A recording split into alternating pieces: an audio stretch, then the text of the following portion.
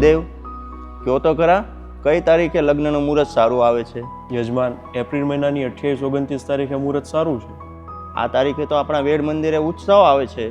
ઉત્સવ?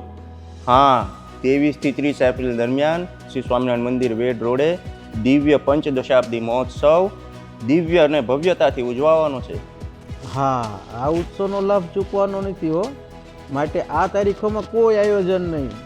માટે બીજી કોઈ તારીખ હોય તો એવા મુહૂર્ત જોવો ભૂદેવ. તમારી વાત સાચી છે ભાઈ. દેશના ભક્તો આવે અને લાભ લે અને આપણે રહી જાવી એ સારું ન કહેવાય. માટે હું તમને બધાને કહું છું કે 23 થી 30 એપ્રિલ દરમિયાન મહોત્સવ સિવાય બીજું કોઈ આયોજન કરતા જ નહીં હો.